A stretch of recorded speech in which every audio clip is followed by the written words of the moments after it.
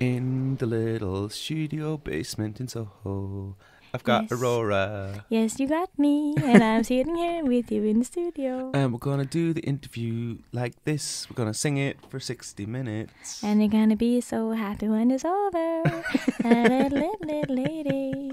I love how you're like... That went really well. Yeah, it was really Congratulations. good. That was a really good Yes. interview. Well done. What was your favourite part of it? I love the part when we sang and it just became like really magical. One of those moments, that, I'll never experience this again. I liked the bit where you said that your next album was going to be like all death metal. Yeah, I did. Yeah. With my eyes. Aurora, hello, how are you? I'm lovely. How are you? What sort of mood have we got you in on this Friday morning? Well, I'm feeling very nice. Is that coffee? It's a cup of tea. Oh. Do you want some? No. No? I'm feeling very good. I'm feeling quite a tiny bit tired, but also very is perkish a word? Perky. Perkish works as well. We could get that into the dictionary. It's easy to get something in the dictionary. You just need to get like all of your Aurora fans tweeting about it. Then it becomes into the sort of popular lexicon, and then it will end up in the dictionary. Yeah, perkish. Okay, so if the hashtag of you're using, if you're listening to this podcast, is hashtag perkish. Feeling perkish? Yes. It's kind of a mixture between feeling perky and feeling peckish. So it's like you're feeling up and you're like, right, I'm in a really good mood, but I'm hungry. Yeah, it's kind of like perkish. that. Yeah. There, I'm glad that we've added something to the long history of the English language. Yes. Is Norwegian your first language or is English your first language? Norwegian is my first language. Or my first language may be music. And then my second one is Norwegian. Language. And then, Is it difficult for you, is it difficult for you when, say we're just talking, we're doing an interview to do it all in English? Because I can't speak any other language other than English. So the idea of having to do an interview in Norwegian or French or Spanish would kill me. I would freak out. I wouldn't know what to do. Oh yeah, well that's I don't feel like I'm getting killed because I think I began reading on English when I was 4. Yeah. And Norwegian a year before that, and we learn both Norwegian and English from the age of 6 in school, and then Germany from the age of 11, I think. So I know all of those. So you're fluent in 3. Yes. I'm a bit off in German. Sometimes, the wrong word comes out, but I understand quite a lot of it. Yeah. Does this happen when you do interviews, when you've got like an album out or you're on tour or something, and you just say the wrong thing? Like, yes. Yeah. I say the wrong thing all the time. I'm really bad at thinking before before I speak. Yeah. But I don't think that's a bad thing. No, it's not a bad thing. I just move on from it and I forget. You just work it out as you go along. Yes. Isn't it? So when I kind of like want to get to the start, but I want to play this demo that you've given us as well, right?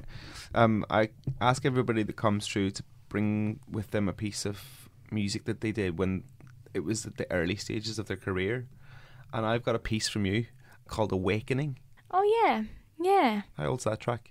That's really old. That's from 2013. What age were you then? 16. 16. Right, let's hear it. This is when you went under your full name. Yes. I can't pronounce your surname. I know it was more like a gesture of kindness to the world, so they wouldn't have to kind of think about how to say my name. Yeah. I thought it would be easier to just go with Aurora. I think you're right as well. You confuse the dim people like me. This is an early demo from 2013 called Awakening. With a tiny rope and a bag of stones and all heartbroken, wishing bones, she's going in, she's going home. Oh, this little golden knight, fighting every day behind the light, behind the light. Walking faster down the street, red eyes and no shoes on her feet, going on this journey, determined to complete. This is farewell, this is goodnight, the last time she will see the daylight, see the daylight. And she's going on a journey, always walking down the road. And the water is always calling, my little child, please come home. That's when she went away from the light of day. Standing by the riverside, patiently waiting for the tide to come along, to come along. The water's going to her feet, and on her body wind so cold and sweet, so cold and sweet. And she's going on a journey, always walking down the road. And the water is always calling, my little child, please come home. And the stars were brightly shining, when she reached out they were gone. And the water started calling, my little child, please come home. That was Aurora and Awakening when you went under. Aurora Akesnes? That's wrong. That's wrong. Well, No. do you want to give me another go then? Yes. Aurora, Just think axe, you know, like a... Aurora Axnes. Yeah, beautiful. Hey, I feel like I'm part of the family You now. aced it, as we say in Norway. I've never heard that one before. So that track Awakening, you wrote that in 2013. Did you like make that yourself? Did you produce it yourself? How did you go about making that piece of music? I wrote the song before I was signed. I think I wrote it when I was 14 or 15, 14. And then I recorded it when I was 16 with O. Martin that used to play in my band. And I produced it with him. It was my second song ever recorded. What was it about that song that you were like, right, I gotta record this one? I don't know. I just felt like, this is the mood for the day. This is what I want to do today. And I had quite many songs, but I like this one because it's kind of sad, happy, and I love that mood. How can you have a sad, happy song about somebody who, like, it's a young girl who drowns herself? Drowns herself. Yes. Yeah. But she's going on a journey. Oh, right, okay. It's kind of like a sad, happy thing because she's in the end of the song. I remember the lyrics, but I think she kind of touches the surface of the water again. So, it's kind of like an open ending. Maybe she changed her mind, or maybe she went into another dimension, a different life, a different world. So it's not really an ending. It's just an ending to that part of her life. It's very cinematic. I feel like when you were talking about that, I was painting the sort of mise en scène in my head. I am really inspired by images in the head. They're the best. Movies or photography or everything? No, in the head, not outside of the head. I want to talk about the time you got up in front of your school and did and started singing, and somebody videoed it. What happened there? Oh yeah, well we had, I think, like once a week, 1 hour or 2 hours every second week. We had music education, or like we just learned. We had music in school, and it was on high school, like when you're like 8th, 9th, and 10th grade. And we had music, and then there was a thing like an assignment, and you could choose what to do, like play in a band or do a song, sing or play piano. And I thought, I didn't want to work, so I did the thing I thought would, I knew I wouldn't have to rehearse on. And I thought I can just sing a song in front of the teachers. And yeah, because it was just because I didn't want to do homework, and you're like, I sing anyway. Yeah. And I knew how to play the song because I made it, and I played them all the time. So it was just like me being quite lazy back then, because I didn't really want to be an artist anyway. And then they said, oh, you have to sing a song on the graduation in 10th grade. What I age was is 10th 16 grade? then. I'm not very I think it's up on my 15. grades. Yeah. But you turn 16 in the like end of the Okay, year. But yeah. you are 15 for the year. Yeah. I think I was at least. And then I played the guitar, which I did because I loved Leonard Cohen and Bob Dylan, and I couldn't play, but I did it. And someone filmed it like the wrong way, so it looks like I'm sitting on the wall sideways. And I think they put it on Facebook, and that's how my management found me. I mean, it's that a lot of artists will go through the mire of sending demos out and like emails out and like begging for management, please come to me, and you're just like, oh yes, okay, this will work. It's so easy. Yeah, well, I guess it's often like that in life when you don't know that you want something, then it kind of happens very easily compared to when you kind of really want something and you hunt it. It's really evil that life is like that, isn't it? It's like, but it's when me and my friends were like quite young, and I'd say about like 18, 19, and we would go out on a Friday or Saturday night, and we'd be like hoping that like one of us would be able to like, you know, like get a girlfriend or something, and we'd all go out and we'd like do our hair and you know, put on our best clothes and be like going, right, tonight's the night I'm going to meet somebody, it's going to be really special. And every single night, the night that you would go out to try and do that, you never ever met anybody. It was the nights that you went out, you looked like shit, and you're just like, oh crap, blah blah blah, blah. Then you meet somebody. It's just, you can't really go looking for it. I think people can smell desperation as well. I think that's like so. a little smell in the air that nobody knows is there, but people know it. I think we do. Yeah. It's just like couples also trying to have a baby, and it's often very hard when you really try, and when you give up, then you get one. Like a week Yeah. after, you're like, oh, it happened. It's very strange that way. But I think it's kind of, I didn't want to be an artist, and I didn't know that that was a thing you could do.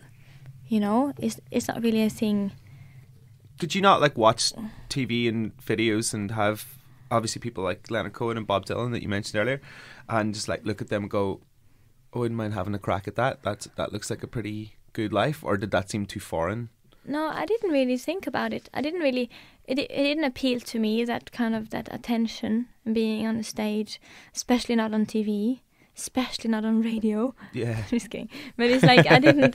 It didn't really appeal to me, those things, because I did like writing songs, but it was more like I also loved eating good food and masturbating. You know, just like nice things. Mm-hmm. You know.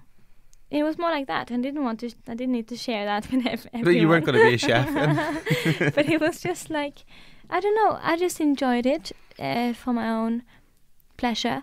And then I kind of realized that it's important to share heart music Yeah. with other hearts, because it's kind of like a duty, like you have to, because it's important. When was the first moment where you were like, oh wow, music, holy crap, this is fun? I think I was like 3. Can you remember back to 3? Because I definitely can't. I bumped my head a lot though as a kid. So did I. Yeah. It explains a lot, I think. I fell a lot and I hit my head all the time. I got like 2 concussions. But anyway, from about 4 till about 10, I can't remember. I don't know. Who was I? Where was I? I don't remember like what prison was I in? Yeah, but I remember 3, but not like 6 to 13. It's the concussion years. It's the concussion years. Yeah. But I remember before that, like the quiet era, I call it, or the quiet chapter.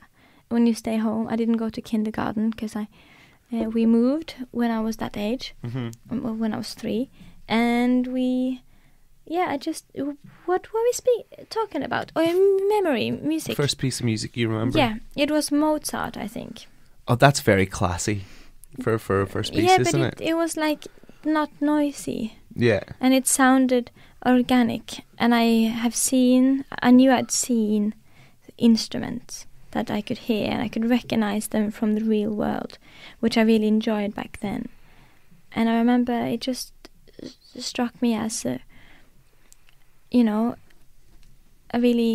I think you could understand immediately because it was just beautiful, really simple like that. Your parents sound like they've got good taste in music if they're playing Mozart in the house when you're quite young. Yeah, I really enjoyed that when I was sick. We had like a CD of like Mozart and Beethoven and Bach and as a and sick all day? of those. Yeah, like and it helped me when I cried. It made me not cry. And I think babies really like classical music because it's very like it keeps your brain going, and it also makes you relaxed while it kind of makes you curious because it's a very special kind of. What's your relationship with classical music like now?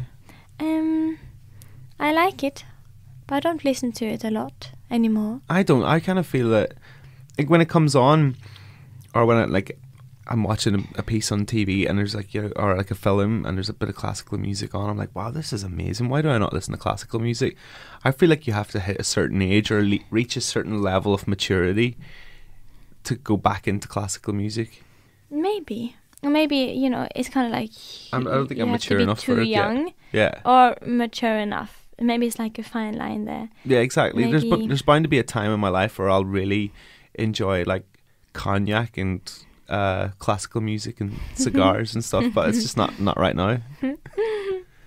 Yeah, maybe. I think it is kind of like a romantic thing.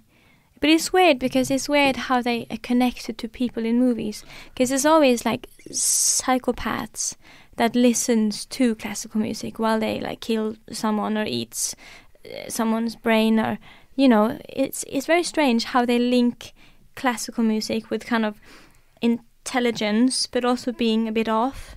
Have you ever seen American Psycho? No, right? But I've seen the intro. Yeah, many times, or like when he's that's Psycho. On the bathrobe. That's actual Psycho. American Psycho is the one with Christian Bale. Oh yes, Batman. I love Batman. Yeah, he's not Batman in this. He plays a kind of like psychotic Wall Street trader. Oh. And there's a really great scene in it where he's got one of his victims in his flat, and it's really pristine. Everything is beautiful in it, and the victim's kind of sitting down, just thinks that they're having a drink and having a fun time, and Christian Bale's character walks over to the stereo and just sticks on Phil Collins and starts like giving the whole Phil Collins rundown, going, well, Phil Collins actually back in 1982, and then just sticks a sledgehammer straight through his head. Nice. Yeah. Yeah, Phil Collins is also nice. I enjoy that. So writing I don't even know how I get back to it, from like to talking you through a scene in American Psycho to you writing melodies at 6. Right. Yeah, I did write a lot about death, just to link it. Yeah. Okay. Yes. Nice. Good segue. A Norwegian Psycho. Well, I really I didn't enjoy death, but I was really fascinated by it, and I still am. At what age did you become fascinated? And was it like, is it something that worries like your parents? Like, if I had a kid and they were fascinated by death, I would probably be a little bit like, okay, are you okay? It worried my teachers. Yeah. Because in every like essay, when you write a short story for the thing, yeah, and then everyone always died in really massive, like strange ways. And can you remember any of those stories? I remember there was like this orphan home with a boy and a girl, and the girl was blind, and she only had the boy to kind of help her see the world and to explain how things were, and he really helped her experiencing her surroundings without seeing it. And he was very important for her. But then the orphanage burned. And then I think she noticed it and saved him because she could feel the heat and hear everything before the others. But then they all died. I mean, I can understand why that there was probably a phone call went home going, but I really like Mr. and Mrs. Axness, could we see you in our office in the morning? In every story, and I think I remember the feedback like, can you write a story without everyone dying? That would be so nice to see some change in your world.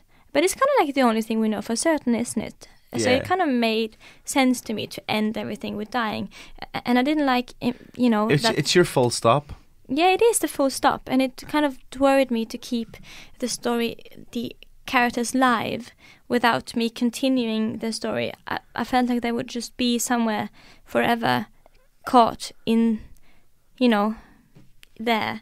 So I thought I should just kill them. I thought, like, I would love to hear your take on Goldilocks and the Three Bears. You know that one? Yes. Yeah, and she visits the home. I think it's just because I've had some porridge, which is kind of reminded me of it.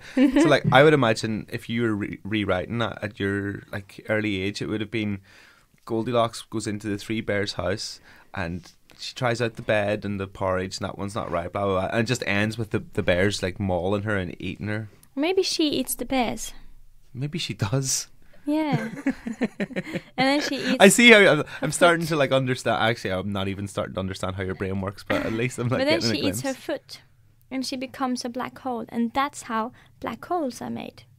Because... in space. When a person eats their own foot and they end up in, and then it just they become inverted. Eternity. Yeah. Yeah, like I saw a music video one time of somebody's, like, lower jaw, the mandible, goes up and eats their own head and then eats the rest of their body and then eats itself. Yeah, but that's how... See, I think if you were going to become a black hole, you'd have to eat yourself from the jaw around. I would begin at my foot. Which one? Left. So you've got a thing about your feet. I saw in an interview before where you wash one foot in the morning and one foot in the evening. Yeah, I do. Is that true? Yeah. Because sometimes some of the things that, like you say, are so, like, bizarre that I'm not quite sure whether you're, like, just saying it. Because it's quite entertaining. I like to do that often. To just say things to confuse people. I quite enjoy it though. I quite enjoy a good like yarn. But I do actually wash my foot. Okay. I don't. Explain. I take that very seriously. My feet. No, it's just because one side of me is kind of easier to bend in the morning when I haven't stretched. And I love to clean the foot that's been inside the bed because my right foot is always on the outside of the duvet. Mm-hmm. Duvet, I know that word in English. It's always on the outside of the duvet. Yeah. Duvet. And then the left foot is always on the inside. Often. It depends whether, yeah. And then I like to wash the foot that's been inside, the duvet. I love how you love that word so much. Have you just learned it? Yes. Yeah, right. And the foot outside the duvet is cold and fresh, but the other is not. I think that's... And then I just wash the other one because the other, just to keep it balanced. I think that the two words of this podcast so far are Turkish and duvet. Duvet. How do you find the music industry and, like, all the behind the scenes stuff and all the things that goes with it? Because, like, it's very different from you sitting down and writing music in your home or in your studio, but then having to go and take it around the world and do things like this and, like, do TV and all sorts of things. How do you find that? What's your relationship with that like? I don't like doing TV. Why not? I don't know. It's just because I love performing now. I hated it before, but now I love it. Mm-hmm. And I love, the rawness of it. But TV is so controlled, and I don't like that. It's because they make you do things over and over again as well, don't they? You do different takes and stuff. We never do more than one take. Yeah. Because I can't do the same thing twice. Mm-hmm. It becomes really bad then. Yeah. I once had to do it because we actually sang. We played wrong, and that became really bad. I love, like, the first. So I don't like TV, but I like, and it's always so cold in there, so it's really hard for me to go barefoot, which I have to, because it keeps me a bit grounded on a weird experience like that. Mm-hmm. But I like interviews because it's just people, and I like people, and it's nice to talk and to kind of hear what they wonder and to answer the questions and to kind of meet humans as a friend, and you sit down and talk, which I really enjoy. And the music, the behind the scenes, this life is kind of not glamorous and also as glamorous as you would think. Depends what day it is and what time of the day it is. Yeah. But there's a lot of work, a lot of traveling without really seeing the places. But there are a lot of celebration also. There is a lot of celebration. And you meet a lot of people in every city that are very positive about your music, which must keep you going when you're missing home. It does. And I have books which I read. I have, my clothes smell like the soap I have, which I wash them at home. Do you take your sisters on tour with you? No. I wish I did more. Because I one of them is a fashion designer and the other is a makeup artist. And I was thinking about this when I was looking at notes earlier on. I was like, does that mean you had to be a pop star to sort of link everybody together? Yeah. Makeup artist, fashion designer, pop star. I think it's a very. I did kind of. It's like your parents are like a record label. Yes, they are. Like an entertainment label. Yes, they are. And it's very strange, isn't it? And I think I think we all kind of decided to become what we became at the same time also. But, I don't really need a designer or a makeup artist. I think if they weren't doing that, I wouldn't have, used it, because I don't really like makeup and I don't really like having to wear something I didn't, that I didn't. I like to decide everything. I feel like you've got your fashion on point yourself. But it's very amazing because we are best friends, and it's amazing. Like if I blush on TV, it's good that Miranda can kind of fix that, and if small things like that actually helps to calm me a bit down, because I feel like people can see on the outside at least that I'm nervous or embarrassed, even though it's kind of cute. It depends what kind of day it is. It helps with the anxiety of certain situations. And I don't like when people touch my face. So she's the only one allowed to. And she's really gentle and kind, and she's the best old sister. So this is another reason why you don't like TV, because they have to put makeup and stuff on you. You're like, don't touch my face. I don't like it. But no one touches my face. It's only Miranda. I'm so tempted to then I would kill you. I know, exactly. I would. I know you would as well. But it's like, and then I don't like to have water in my face either, actually, except for rain. But I can't shower like a normal person. I have to, I have to have like a towel over my face. Over your face, because it really panics me when I get one drop of warm water on my face. Oh, really? So what about I don't like swimming? No, I don't. I can't. Swim? I can if I'm in the ocean. Yeah. I don't know. Outside is different. Everything is different outside. Because then I love Mother Earth. Like the ocean and the rain, that's just perfect. But inside, I can't. A swimming pool? No. I really get I really don't like. I don't know why. There is just something that makes me quite stressed about it. Maybe I fell into water when I was a kid or something. I don't know. But I never liked it since I was a baby to have water in my face. See, I won't go out above my head in the ocean if I can't stand up. And I panic, and I'm like going, oh God, get me back to shore. So a lot of my friends are surfers. And they'll be out surfing big waves and looking like rad dudes, tubular rad dudes. Yeah. And I'll just be on the little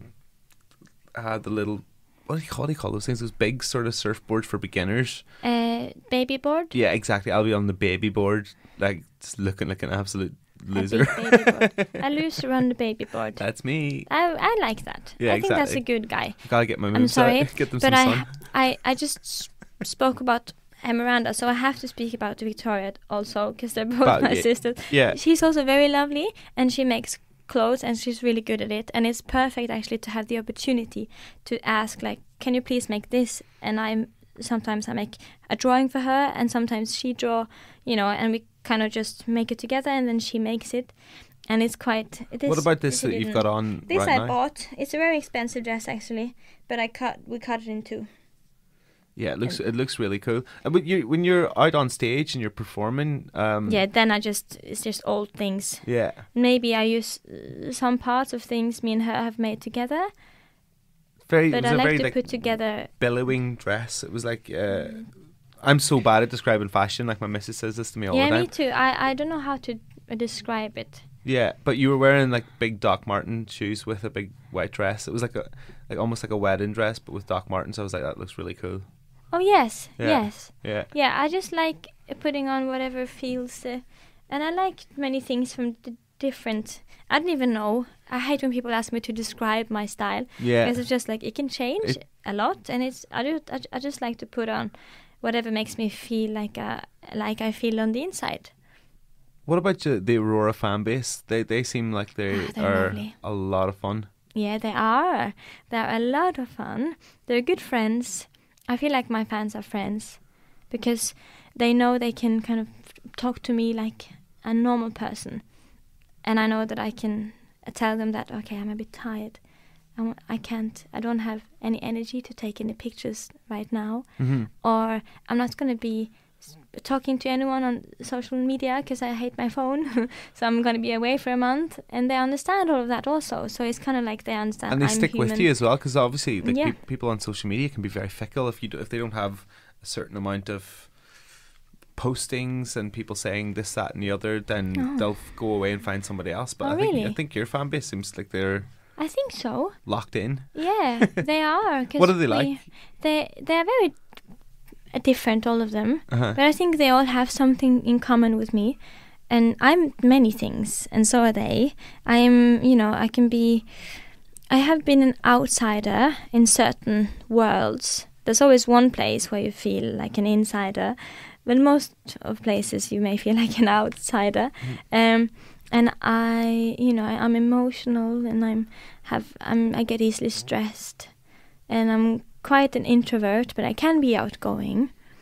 And I think all those things is just very human, and many of them have many of these things in common with me. You know, there are a lot of weirdos in my fan base.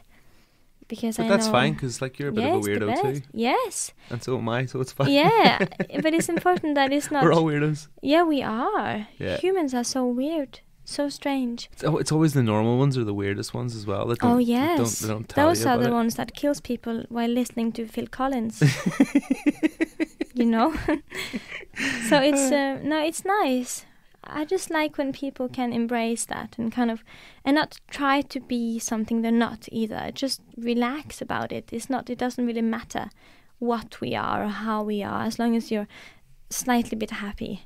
What do you like in the studio? Are you very, very much, this is my song, you have to follow me, sit there, do that? Are you like going, right, collaborate, or... It depends. I'm quite bossy. I think, I think it's nice for certain people to work with me, and some people can be quite, it's not right, because I'm quite bossy. If the idea is good, then I love it. If it's not, then I hate it. And I'm really like, I know what I want. I like it really quick. I'm really eclectic. Like it's everywhere, and I like to do things now. Like if I found a new sound, I want to go and record it now, even though we're doing something else. We need to stop that and do this instead. And then, it's very like, you need to be very awake and very ready. Sounds like your engineer has a lot of patience. Yes, definitely. But I would imagine that the people you're working with on this new record are the people that you work with on the last one, because they'll understand where you're coming from. Magnus, a drummer, Yeah. has worked with me on it.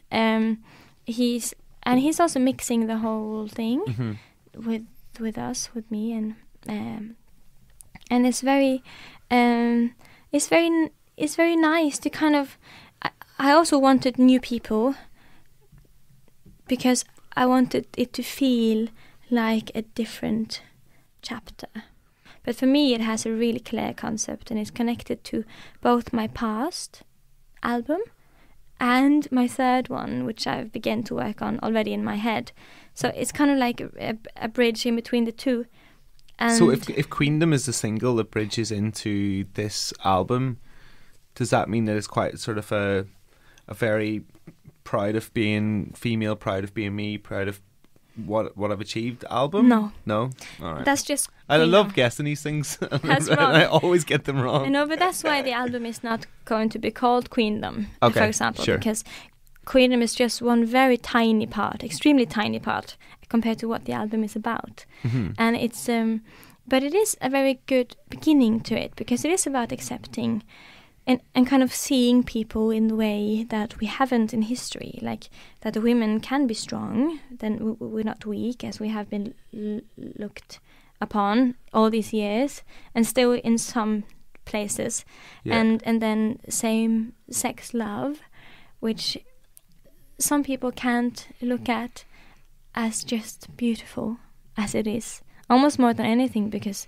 of the history and the long fight. And then it's about, quiet introverts, and that we should listen to them more, because I think we'll have brilliant leaders in this world if we listen to the people that didn't speak the loudest. And, all of those things is just a different, that's what Queendom is about, all of those things. But the album is it's very empowering. I want people to listen to it and feel like in the now they're actually growing. I want them to listen to it and feel like they can do anything and kind of, and when a song makes you walk faster and with confidence, I just really want this album to do that. Tell me about Igor. My algae ball? Yeah. How do you know about him? What do you know? I do. I rang up your parents and spoke to them for an hour yesterday. And I didn't. I just do my research. I love the idea of Igor. Maybe I have. Yeah, Igor is my algae ball. He's green. He's about like if you put your thumb next to and touch it with your pointing finger, you'll get the size of him, especially if you're a little girl. And then he's like green-brown, I said that. He likes to live in cold water. What is an algae ball? Algae ball is just a ball made of algae, and the surface of his skin, fur, looks kind of like grass. And he likes to live in water. And he likes to be cold, and he likes it dark. And you can put him in the fridge if you want to give him like a little spa treatment. And if he turns brown, you can give him some salt and just stir around in the bowl to give him some like flows. Yeah. He lives for 200 years. I was going to say algae is like a living, it's not a breathing organism, it's like a plant. But yeah, and he doesn't eat anything. He doesn't need anything. He's just handy, isn't he? He's very handy. He's a good pet for me. It's like a goldfish, except even easier. Yeah, because he doesn't eat anything. He just eats the oxygen in the water. That's all he needs. I've got 2 goldfish and I get absolutely no joy out of them whatsoever. I'm going to have goldfish in my next video. I've got one called Pancakes and the other one called Tugboat. I had pancakes yesterday. Yeah, what? You ate my fish? Yes, I'm sorry. That's not cool. I specified in the email the one thing I didn't want you to do is eat my goldfish. I know, that one thing I was not supposed to do, I did. But I don't get that much joy out of the goldfish. I enjoy them, having them there, and I enjoy looking after them and feeding them and stuff. But then, I think they look at me going, I don't really get much joy out of you either. I just see you sitting and watching TV all day. I get a tremendous amount of joy out of Igor. Moving on from Igor to somebody who is slightly less hairy. I don't know. You can tell me. You might have met her. Katy Perry's a big fan of yours. She's definitely less hairy than Igor. Yeah, I don't know. I don't know her at all. I would assume so. I met her in Sia. Oh yeah. At the Coachella festival backstage. Do people ever confuse you for Sia because you've got like a fringe and sort of the same color hair? No, it's quite okay. Yeah. And it's and she doesn't have a fringe. Or when I met her. Yeah. And Katy Perry had short hair. And I remember I didn't know who they were, and I was next to them for quite a while before I said, oh, yeah. And then I went over like a meter, and I walked that meter, and I said, hey. And then we hugged, and I talked to them a bit, and then I went to eat a veggie burger. And it was good. I ate half of it, and then I gave it to someone that was too drunk, and I said, eat this, my friend. And she said, you're my pal. And I said, you're my bro. Was that Katy Perry who needed the veggie burger? No. She was very nice. Just give me a veggie burger. I'll take the food out of your mouth. No, it was very okay. She's very, very kind. I don't feel that the whole sort of celebrity whirlwind and the carnival nature that comes with all of that. Like, you know, people like Jaden Smith, who's a big fan of yours, and Katy Perry. Like, you don't really. I don't think you really care about all of that, do you? No, I don't, because it's just people anyway. You know, it doesn't really. Of course, it's nice, especially if they actually, you know, I could see that they want to help me on my way. Then it's really heartwarming, because it's really nice to do that for another artist, and do you do that for other new artists that are coming through? Do you help them out? I do it for all my friends in Bergen, like Norwegian artists, and if I really like something, I definitely share it. But it depends who it is. It needs to be a friend. Yeah.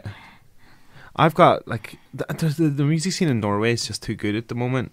There's so many awesome artists. Do you know any of these? Because I'm playing them a lot and I love them. Gundalak. Yeah, he's cool. I shared his newest single before the album, Control, with my fans, and they really, really liked it. We did a duet together. He's really cool.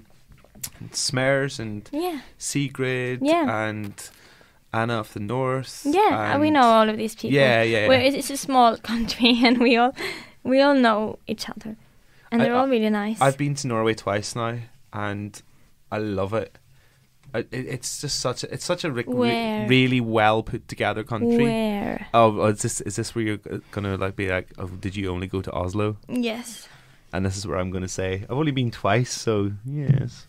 Oh, I'll not say I like Norway. I love Oslo. Then I'm gonna invite you to Bergen, and we'll have a chat there. Okay. I think you'll love it. Wait, it's two different sides of the same coin, is it? Like a lot. Oh yeah, it's Bergen's very a lot different. Yeah. But what makes Bergen different? It rains more. It's built in a fjord, you know, so it's very the nature is very eye-catching over there, and it's small. You can walk across the whole thing in like 20 minutes. The people are very nice, very down to earth, and you have these 7 mountains kind of surrounding the whole thing, and you can go for hikes on them. And one of them has actually a tram going up for the people that don't want to walk, but they want the beer on the top in the cafe. And it's very beautiful. It has a special vibration. Are you much of a hiker? Yeah. Yeah.